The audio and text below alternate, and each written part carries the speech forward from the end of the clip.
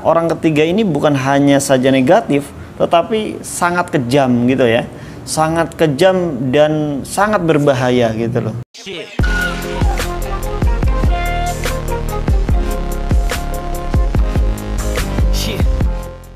Alhamdulillahirrabbilalamin. Allahumma sholli ala Sayyidina Muhammad wa ala ali Sayyidina Muhammad.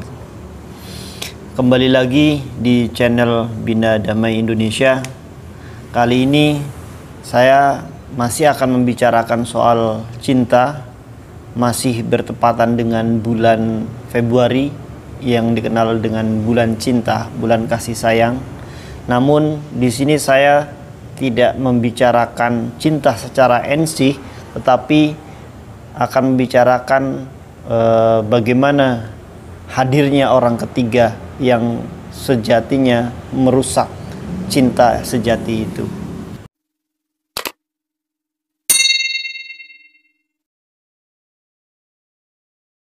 Hadirnya orang ketiga dalam sudut pandang seorang pelaku sepasang kekasih sangatlah buruk adanya, bagaikan racun yang mematikan, bagaikan badai yang memporak-porandakan bangunan cinta sejati yang dibangun. Orang ketiga ini selalu diposisikan sebagai sesuatu yang tidak mengenakan, sesuatu yang salah. Jika orang ketiga ini hadir dalam sebuah rumah tangga, hadir dalam hubungan sepasang kekasih, jika orang ketiga ini hadir di dalam hubungan suami istri, maka orang ketiga ini disebut sebagai pelakor, perebut lelaki orang. Kalau yang hadir seorang perempuan, tapi kalau yang hadir seorang lelaki di dalam suatu hubungan sepasang suami istri itu, maka sebut saja katakanlah pewakor, perebut wanita orang gitu ya. Dalam istilah pelakor itu sendiri sebenarnya mengandung makna yang maskulinitas, marginalitas, bahkan justifikasi atau pembenaran terhadap tindak-tindakan seorang lelaki dan menyalahkan seorang perempuan. Sungguh ini sebenarnya suatu istilah yang tidak baik ya untuk dipertahankan. Oleh karena itu sebaiknya kita sebagai masyarakat ya, selaku masyarakat harus pandai melihat apa yang kita ucapkan itu begitu ya. Karena istilah yang berkembang di masyarakat, istilah pelakor ini justru sangat merendahkan seorang perempuan begitu. Seakan-akan seorang perempuan itu selalu salah. Seorang perempuan itu padahal sebagai objek gitu loh ya, bukan sebagai subjek. Ya, kita tahulah, kita sangat menyadari kalau biasanya seorang lelaki lah yang lebih dulu gitu ya, lebih dulu melakukan atau menebarkan jaring-jaring cintanya gitu loh. Seorang lelaki lah yang menebarkan jala untuk mendapatkan seorang perempuan itu, bukan seorang perempuan itu gitu loh. Maka tidak wajar sebenarnya kalau dengan adanya istilah pelakor ini gitu. Karena dengan istilah pelakor ini seorang perempuan itu selalu berada dikatakan the second gitu ya, sebagai yang kedua, selalu diposisikan sebagai yang lian gitu ya. Ini tidak adil sebenarnya, karena sesungguhnya seorang perempuan itu bukan subjek ya, bukan seseorang yang agresif yang melakukan sebuah tindakan-tindakan yang untuk mendapatkan seorang perempuan, seorang lelaki. Biasanya seperti itu di dalam masyarakat yang berkembang. Tapi kenyataannya yang menguat, yang muncul adalah istilah pelakor, perebut lelaki orang. Kalau istilah pewakor, perebut wanita orang, justru malah meredup gitu. Padahal kita tahulah, pasti yang paling utama, yang pertama-tama mendekati seorang perempuan, menebarkan benih-benih cintanya itu seorang lelaki gitu loh, bukan seorang perempuan. Seperti dalam banyak kasus lah, contohnya yang saat ini lagi viral lah. Saya yakin sebenarnya ini bukan Nisa yang merebut Ayus gitu ya, tapi Ayus lah yang kepingin mendapatkan cintanya si Nisa Sabian ini gitu loh ya. Walaupun dia sudah beristri, sudah mempunyai anak 2, tetapi masih kurang gitu loh, karena walaupun udah ketahuan sampai 4 kali katanya, tapi tetap saja dilakukan gitu loh. Tetap saja si Ayus ini mengeluarkan jurus-jurusnya untuk memikat si Nisa Sabian ini gitu loh, yang pada akhirnya terkuak muncul sekarang ini si Nisa Sabian dirumorkan sebagai yang merebut lelaki orang. Saya sih tidak percaya itu gitu loh, karena pasti si Ayus lah sebenarnya yang mendekati atau kepingin memperistri, katakanlah gitu, mempoligami si Nisa Sabian gitu loh. Ini mungkin menurut saya tidak wajar lah kalau istilah dia disebut sebagai pelakor gitu. Ini justru menurut saya kurang adil lah gitu ya. Oke, kita kembali lagi ke orang ketiga ini. Sebenarnya istilah orang ketiga ini tidak selalu negatif ya. Tidak selalu negatif seperti yang berkembang di masyarakat kita. Orang ketiga ini sebenarnya kalau dalam istilah moral etika keagamaannya bisa juga menjadi hal yang positif gitu loh. Katakanlah misalnya jangan istilah yang berkembang di masyarakat, jangan berduaan. Kalau berduaan ada yang ketiga. Nah, yang ketiga ini atau katakanlah orang yang ketiga ini sebenarnya di sini menjadi positif, manakala orang ketiga ini mencegah dari perbuatan-perbuatan dosa gitu loh, perbuatan-perbuatan yang tidak semestinya dilakukan oleh seorang berdua ini gitu loh. Apalagi maksudnya ini orang yang berdua ini belum sah lah gitu ya, masih pacaran, masih saling menjajagi satu sama lain begitu. Ini orang ketiga ini menjadi baik gitu. Makanya dalam salah satu syariat Islam dikatakan kalau seorang perempuan keluar untuk menemui seorang lelaki dalam urusan bisnis ataupun urusan muamalah atau yang lainnya, hendaklah membawa teman gitu ya, membawa salah satu dari kerabatnya gitu, dari keluarganya begitu, untuk menemani. Ini bertujuan untuk mencegah dari hal-hal yang kemungkaran, hal-hal perbuatan dosa gitu. Tujuannya adalah sebuah kemaslahatan gitu ya. Namun ketika orang ketiga ini hadir di dalam sebuah hubungan sepasang kekasih atau sebuah hubungan suami istri, sebuah hubungan rumah tangga, maka orang ketiga ini bukan hanya saja negatif, tetapi sangat kejam gitu ya, sangat kejam dan sangat berbahaya gitu loh. Karena orang ketiga ini akan melakukan berbagai cara gitu loh, akan melakukan berbagai tindakan yang tujuannya adalah untuk memecah belah, untuk memutuskan hubungan itu, memutuskan hubungan percintaan antara seorang kekasih atau meruntuhkan bangunan dari rumah tangga itu gitu loh. Ini sungguh sangat berbahaya. Bahkan orang ketiga ini tidak segan-segan gitu loh untuk mendapatkan sebuah tujuannya itu, untuk mewujudkan tujuannya itu, tidak hanya melakukan perbuatan-perbuatan yang kasat mata, tetapi yang tidak kasat mata pun dia lakukan gitu loh. Misalnya main dukun gitu, cinta ditolak, dukun bertindak, itu memang benar adanya gitu loh. Katakanlah misalnya yang sudah melakukan hal kayak gini, Kang Ustadz Bustami itu, Kang Ujang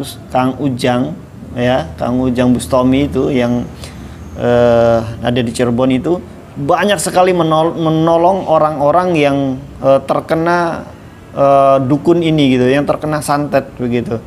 Karena salah satunya alasannya ya selain karena iri, juga memang kepingin merusak sebuah hubungan rumah tangga itu gitu loh. Kepingin sebuah hubungan percintaannya itu hancur begitu ya. Nah, inilah dahsyatnya kejahatan orang ketiga ini. Segala macam kelakuan, segala macam cara akan ditempuhnya demi mencapai sebuah tujuan itu. Bahkan yaitu mainan dukun, hal-hal yang musyrik juga dia akan lakukan begitu loh. Walaupun menggadaikan keimanannya, menaruh keimanannya, ya, itu tidak menjadi masalah buat mereka, asalkan tujuannya itu tercapai begitu. Inilah kegilaan, ya, kegilaan orang ketiga ini gitu. Ngomong-ngomong orang ketiga ini, ya, dalam melakukan berbagai serangan untuk menghancurkan sebuah hubungan itu ada dua karakter, ya, ada dua karakter orang ketiga ini jenisnya, ya, jenis orang ketiga ini ada dua karakter. Pertama itu orang ketiga ini hanya ingin memutuskan sebuah hubungan itu, tetapi tidak kepingin memiliki gitu loh salah satu dari pasangan itu, pasangan sang kekasih atau pasangan suami istri itu tidak ingin memiliki, hanya ingin menghancurkan saja, hanya ingin memutus hubungan itu saja. Nah, orang yang seperti ini juga sangat berbahaya, walaupun tidak begitu, ya, walaupun tidak sangat banget, walaupun tidak sangat banget berbahaya, tapi ini juga berbahaya karena yang namanya memutuskan sebuah hubungan, ya, bagaimanapun ini berbahaya gitu loh. Patut diwaspadailah orang-orang seperti ini begitu.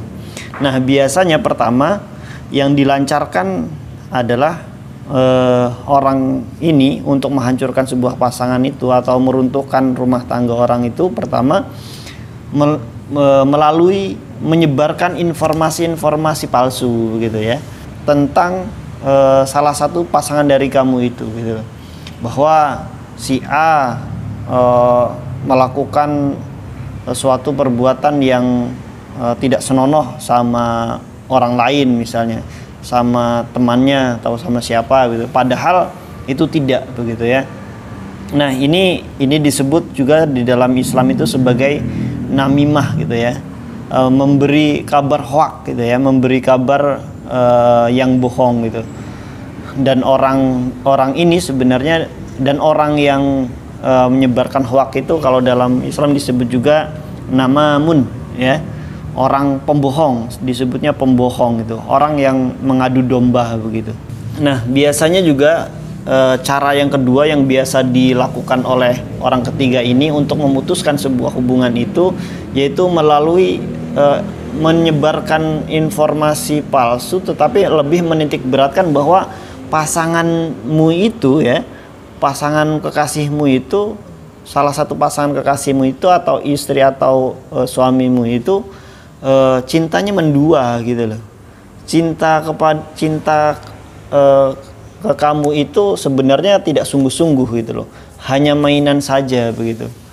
Menyebarkan isu yang seperti itu, sehingga dengan adanya isu itu, ya, hubungannya akan retak. Nah, cara yang ketiga, ya, itu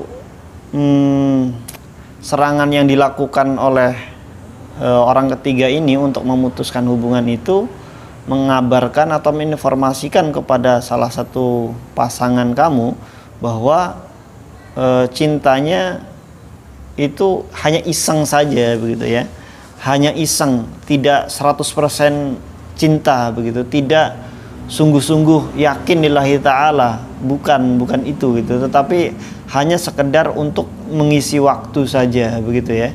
Kalau yang kedua tadi itu kan membagi cintanya.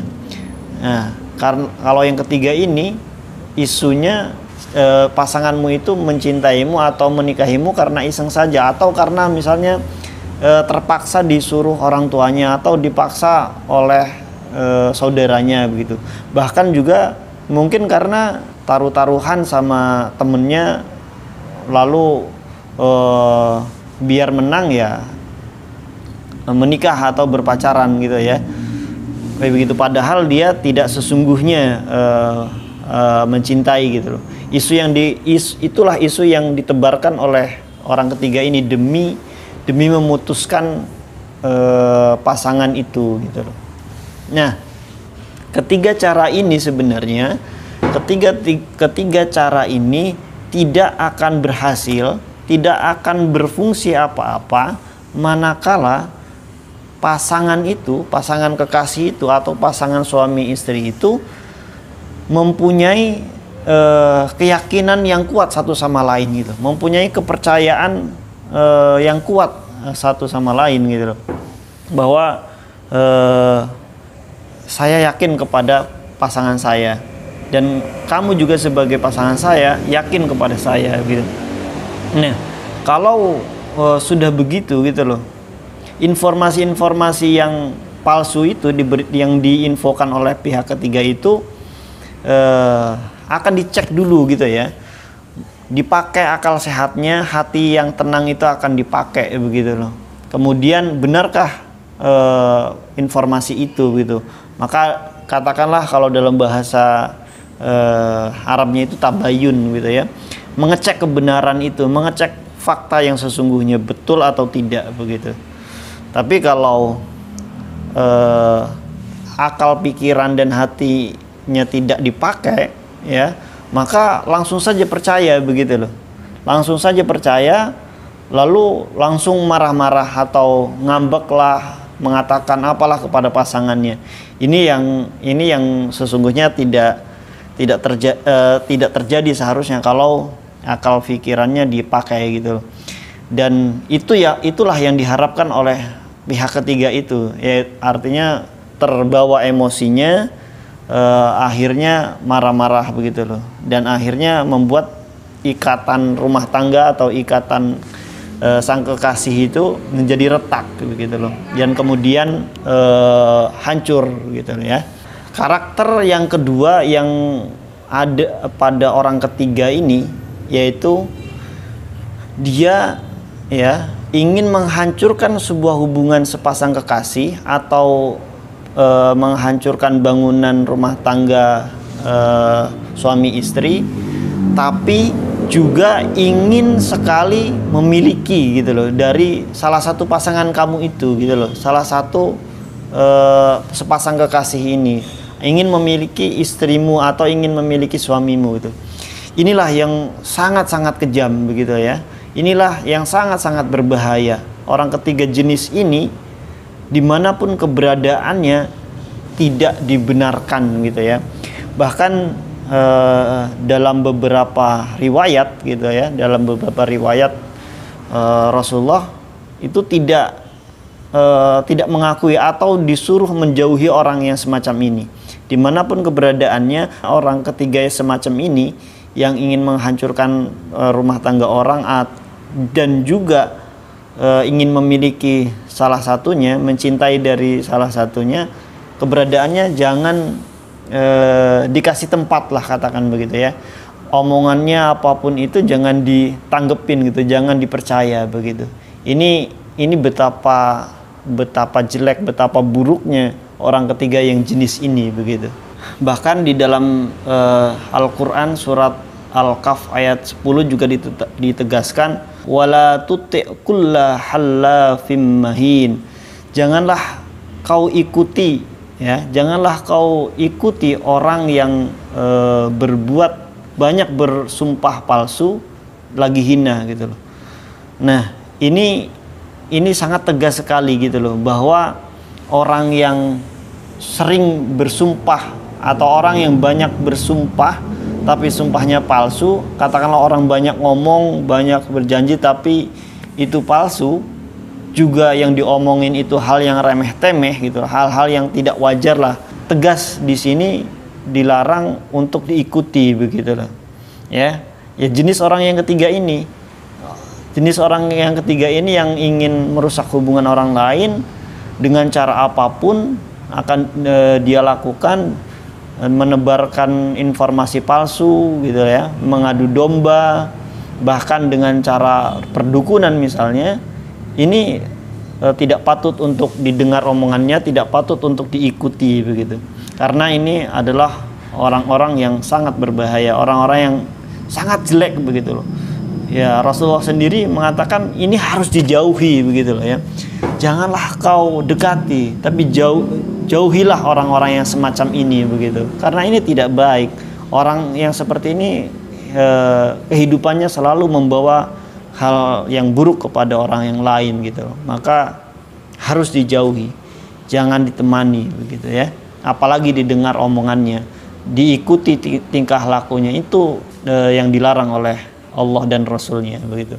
Maka dari itu, agar cinta sejati, agar sepasang kekasih atau suami istri itu tidak terkena oleh omongan atau informasi-informasi hoaks orang ketiga ini, maka marilah kita perkuat gitu ya. Marilah kita perkuat satu sama lain ikatan cinta kita itu. Marilah kita saling percaya satu sama lain agar apa yang kita jalanin itu menjadi hal yang positif gitu loh. Apapun infonya dari orang ketiga ini, itu ya sudah biarin saja gitu, jangan dimasukin ke hati, jangan dimasukin ke pikiran gitu loh. Walaupun info itu benar apa adanya, ya info itu mestinya harus dijadikan sebagai bahan penguat begitu ya. Info harus dijadikan bahan, oh iya saya nggak tahu itu dan taunya dari orang lain. Kalau itu benar, ya udah menjadi semakin menjadikan pengetahuan buat kita gitu loh, untuk menambah keyakinan atau kepercayaan kita kepada pasangan kita begitu. Kalau sudah begitu, ya cintanya akan langgeng begitu ya. Mungkin cukup sekian apa yang saya bicarakan soal cinta, soal orang ketiga ini yang merusak cinta ya, yang merusak sebuah sepasang kekasih atau suami istri ini. Semoga cinta kita semua kepada pasangan kita masing-masing, atau yang belum punya pasangan, ya semoga mendapatkan pasangan yang tepat, pasangan yang selalu membuat kita tenang, membuat hati kita damai, membuat keimanan kita lebih besar kepada Tuhan kita begitu ya. Semoga kita semua selalu diberikan oleh Allah sebuah kesehatan, juga akan dipertemukan oleh Allah di surga nanti dengan orang-orang yang kita cintai begitu. Billahi taufiq wal hidayah. Wassalamualaikum warahmatullahi wabarakatuh.